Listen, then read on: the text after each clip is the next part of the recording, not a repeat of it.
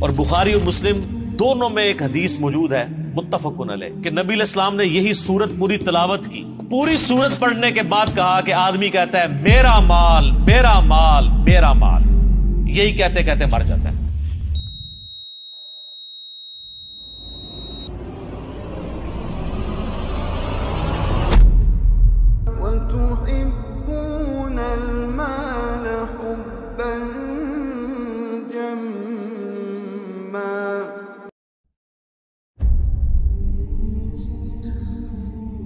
اب میرے بھائیوں، اگلی سورت جو ہے وہ میری فیوریٹ ترین سورتوں میں سے ہے قرآن حکیم میں.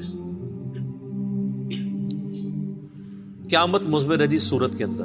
اس وقت امت کا سب سے بڑا مسئلہ یہی ہے.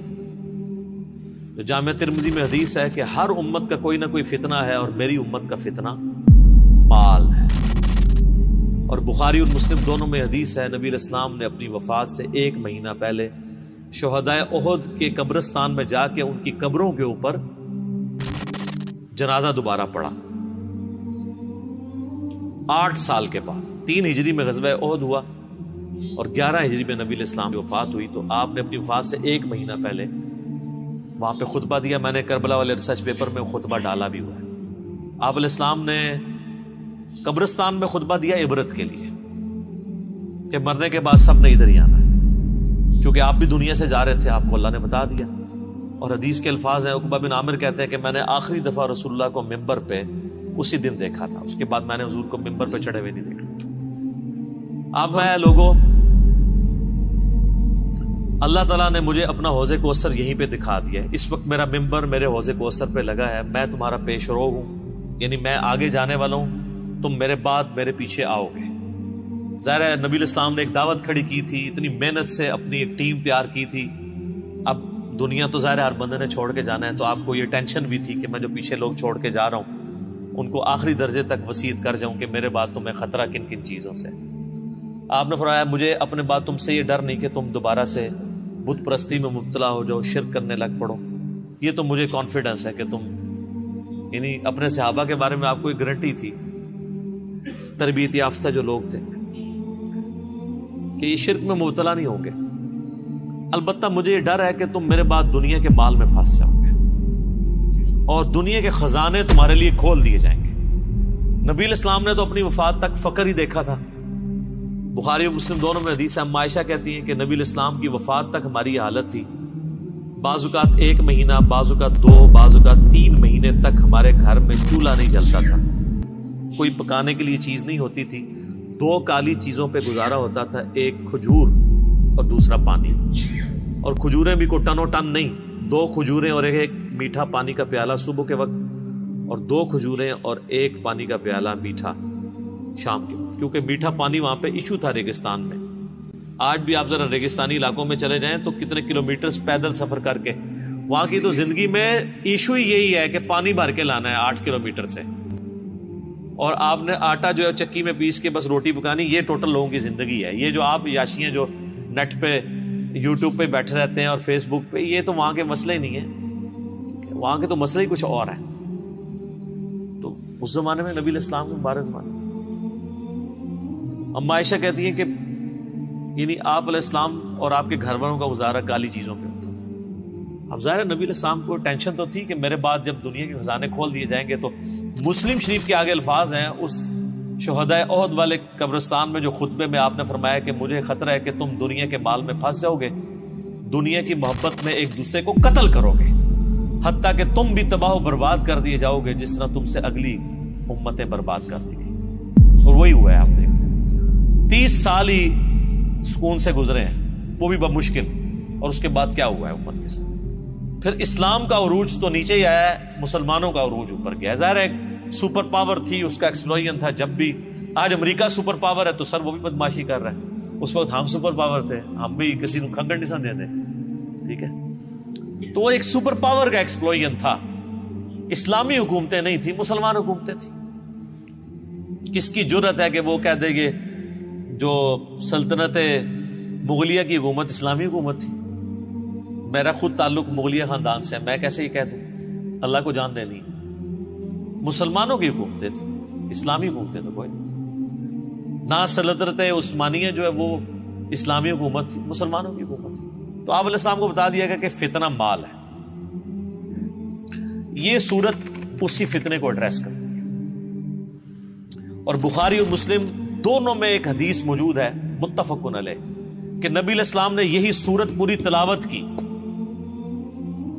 پوری صورت پڑھنے کے بعد کہا کہ آدمی کہتا ہے میرا مال میرا مال میرا مال، یہی کہتے کہتے مر جاتا ہے، حالانکہ تیرا مال تو وہ ہے جو تو نے کھا پی لیا یا پہن کر بوسیدہ کر لیا کپڑے، یا آخرت میں اللہ کے لیے بھیج کے اللہ کی راہ میں خرچ کر کے اپنے لیے سٹور کر لیا، یعنی جو اللہ کی راہ میں خرچ کرتے ہو یہ تمہارا مال ہے، باقی تو تیرے وارثوں کا مال ہے۔ بخاری اور مسلم دونوں میں حدیث ہے، نبی علیہ السلام نے فرمایا انسان کے 3 دوست ہیں، ایک ہی ساتھ جاتا ہے، 2 باہر ہی رہ جاتے ہیں، اس کے رشتہ دار اور مال یہ قبر سے باہر رہ جاتے ہیں، اور اس کے اعمال قبر میں ساتھ جاتے ہیں۔ بخاری اور مسلم دونوں میں حدیث موجود ہے، نبی علیہ السلام نے فرمایا کہ ابن آدم کے پاس اگر سونے کی 2 وادیاں ہونا تو وہ کہے گا تیسری بھی آ جائے، اس کا پیٹ صرف قبر کی مٹی بھرے گا۔ یہ لالچ ایسی چیز ہے جس کے پاس مال آ جائے اس کی بھی ختم نہیں ہوتی، یہ قبر کی مٹی اس کا پیٹ بھرے گی۔ یہ ساری حدیثیں بخاری مسلم میں جتنی میں بیان کر رہا ہوں، باہر کی کتابوں سے، اور یہ تقریباً آلموسٹ 17 رکت انگیز حدیثیں میں نے مسئلہ نمبر 51 میں ریکارڈ کروائی ہیں۔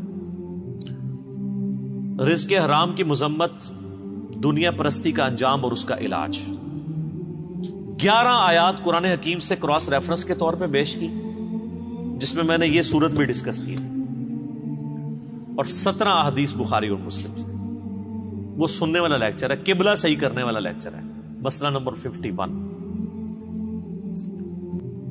تو نبی صلی اللہ علیہ وآلہ وسلم کو یہ بات پتا تھی کہ میرے بعد فتنہ کیا بننے والا ہے امت کے، تو آپ کا زہد پریکٹیکلی آپ نے پروف کیا۔ بخاری اور مسلم دونوں میں حدیث ہے، نبی علیہ السلام دعا کیا کرتے تھے، اے اللہ محمد اور آل محمد کو صلی اللہ علیہ وآلہ وسلم بس اتنا ہی رزق دینا کہ ان کی روح اور جسم کا رشتہ برقرار رہے، یعنی بس سانس چلتی رہے، اس سے زیادہ مجھے رزق نہیں چاہیے۔ سر جن لوگوں نے یہ حدیثیں نبی علیہ السلام سے سنی ہوئی تھی انہوں نے دنیا کو 3 طلاقیں دینی تھی نا، انہوں نے ابو ذر غفاری پھر بننا ہی تھا۔ ابو ذر غفاری کے اوپر میرا کلپ دیکھیں، رات کو میں دوبارہ دیکھ رہا تھا وہ کلپ، آپ کسی اور دنیا میں چلے جائیں گے۔ یوٹیوب پہ جا کے لکھیں سیدنا ابو ذر غفاری، tragic life story of a true Muslim, کہ انہوں نے کتنی کمٹمنٹ کے ساتھ زہد کی زندگی گزاری ہے۔ ایون صحابہ سے بھی وہ لڑتے تھے اس معاملے میں کہ نبی علیہ السلام کی یہ زندگی نہیں تھی جو تم گزار رہے، اور وہ جو کچھ فورسی کر رہے تھے حضرت عثمان کے دور میں، پھر آپ نے دیکھ لیا کہ پھر اس کا انجام کیا نکلا۔ الہاکم التکاثر، غافل رکھا تمہیں، ہلاک کر دیا تمہیں زیادہ مال جمع کرنے کی ہوس نے، حتی زرتم المقابر، یہاں تک کہ تم نے قبروں کا منہ دیکھا، یعنی مرتے دم تک مال مال مال مال، اینڈ کوئی نہیں ہے جب تک کہ قبر کی مٹی میں نہ جا کے مل جاؤ۔ کلا سوف تعلمون، ہاں ہاں تم جلد ہی جان جاؤ گے۔ ثم کلا سوف تعلمون، پھر تم سے کہتے ہیں ہاں ہاں ان قریب تمہیں معلوم ہو جائے گا۔ کلا لو تعلمون علم الیقین، ہاں تم یقینی طور پر جان جاؤ گے۔ یقین تو اسی وقت آنا جب چیز سامنے آ جائے گی۔ لترون الجحیم، تم دیکھ کر رہو گے دوزخ کی آگ کو۔ ثم لترونها عین الیقین، اس کے بعد تمہیں دوزخ کی جو آگ کو دیکھ کر اپنی آنکھوں سے یقین آ جائے گا، لیکن اس میں فائدہ کوئی نہیں ہونا۔ ثم لتسألن یومئذ عن النعیم، اس دن پھر تم سے اللہ تعالیٰ ہر اس نعمت کے بارے میں پوچھے گا جو اس نے دنیا میں تمہیں وہ نعمت دی تھی۔ آنکھ، کان، عقل، یہ ساری چیزیں دی تھی، ان کو یوٹیلائز کر کے اللہ کی اطاعت کیوں نہیں اختیار کی؟ اللہم من احییتہ منا فاحیہ علی الاسلام ومن توفیتہ منا فتوفہ علی الایمان اللہم ثبتنا علی الایمان اللہم ثبتنا علی القرآن اللہم ثبتنا علی الاسلام اللہم اجرنا من النار اللہم اجرنا من النار اللہم اجرنا من النار آمین.